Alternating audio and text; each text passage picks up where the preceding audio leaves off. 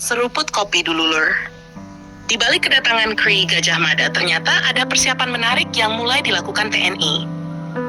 Skadron Udara 100 kini membangun media simulasi geladak kapal untuk kemampuan para penerbang helikopter sebelum belum benar-benar beroperasi di atas kapal perang. Kalau dilihat sekilas, memang cuma garis-garis di lapangan biasa. Tapi bagi dunia militer, ini langkah penting yang menunjukkan Indonesia mulai serius kemampuan operasi udara laut modern. Karena mendaratkan helikopter di kapal perang itu tidak semudah di darat, Lur.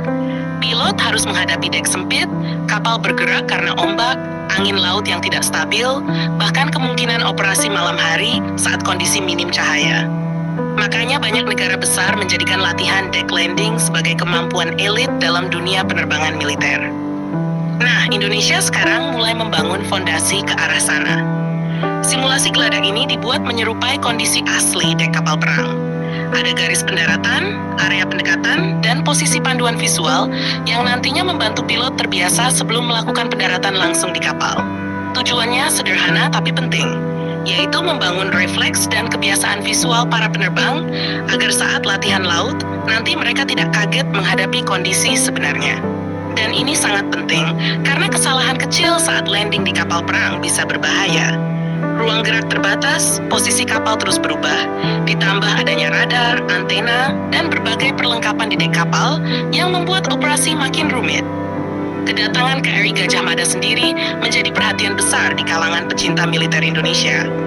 Nama besar Gajah Mada membawa simbol kejayaan maritim Nusantara, sehingga kapal ini diharapkan menjadi bagian dari kekuatan laut modern Indonesia.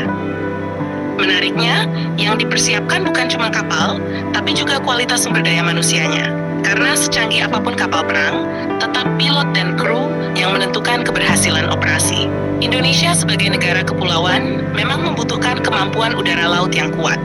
Helikopter Angkatan Laut punya banyak fungsi, mulai dari patroli laut, pengawasan wilayah, pencarian kapal selam, pengiriman pasukan, evakuasi medis, sampai operasi bantuan bencana. Artinya kemampuan mendarat di kapal bukan sekadar latihan tambahan, tapi kebutuhan utama.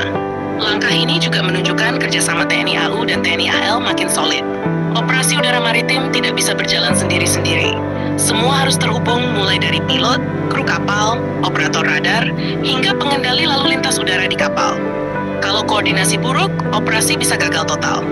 Di banyak negara maju, seperti Amerika Serikat, Jepang, Inggris, hingga Turki, latihan simulasi dek kapal sudah menjadi bagian wajib bagi pilot angkatan laut mereka. Indonesia sekarang mulai mengikuti pola yang sama, dan ini sebenarnya kabar bagus, Lur.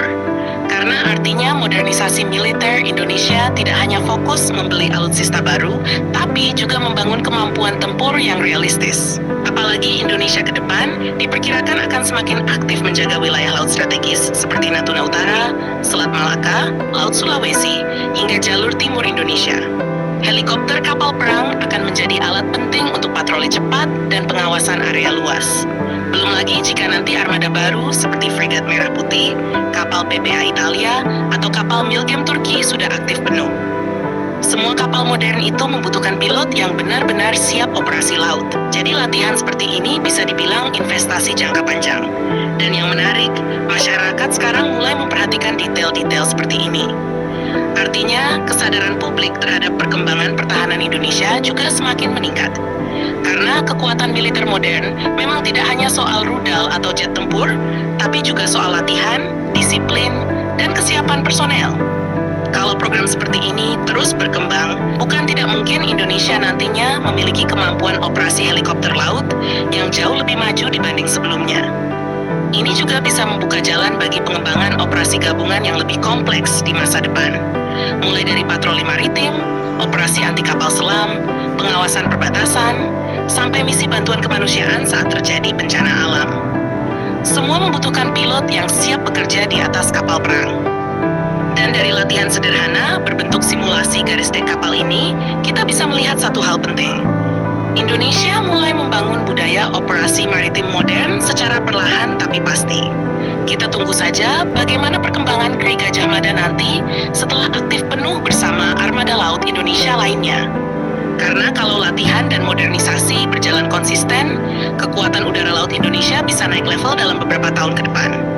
Jangan lupa subscribe, like, dan komen di bawah sambil ngopi.